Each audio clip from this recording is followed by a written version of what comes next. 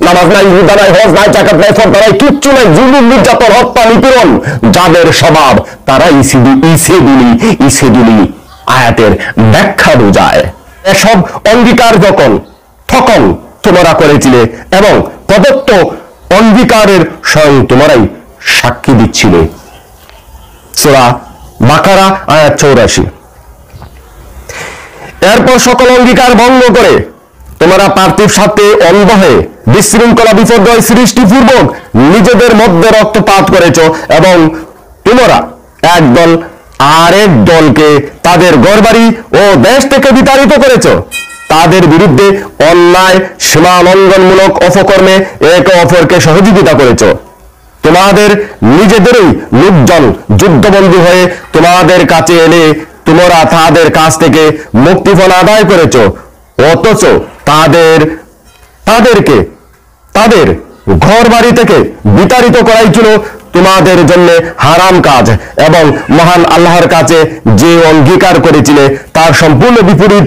তোমরা আল্লাহ তাআলার নাজিল করা কিতাবের কিছু বিধান নিজেদের স্বার্থে বিশ্বাস করো এবং কিছু বিধানের কারণে নিজেদের পার্থিব স্বার্থ ক্ষুণ্ণ হতে পারে।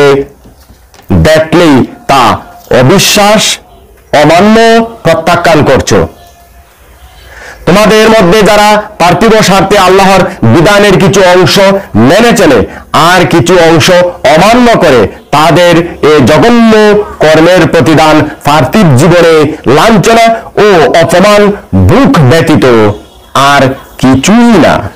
পৃথিবীর জীবনে অন্যান্য জাতি দ্বারা লাঞ্ছনা ও অপমান ভোগ করেই বিষয়টি শেষ হবে না, আখিরাতের জীবনেও তাদেরকে সব থেকে ভয়ঙ্কর শাস্তির মধ্যে নিক্ষেপ করা হবে।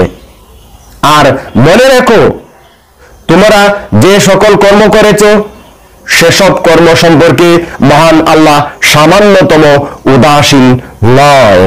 এরাই হচ্ছে সেসব লোক পার্থিব স্বার্থে যারা আল্লাহর কিতাবের কিছু অংশ বিশ্বাস করে এবং নিজেদের স্বার্থে ক্ষুণ্ণ হতে পারে এমন অংশ অমান্য করে।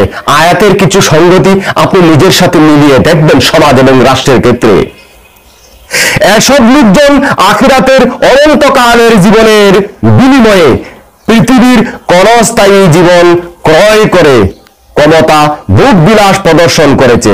আখিরাতের দিন তাদের উপর থেকে ভয়াবহ শাস্তির সামান্য পরিমাণও কম করা হবে না এবং সেদিন কোন দিক থেকে তাদের সাহায্য করা হবে না। ইসেগুলি কিছুদিন আগে ভাইরাল হয়েছিল।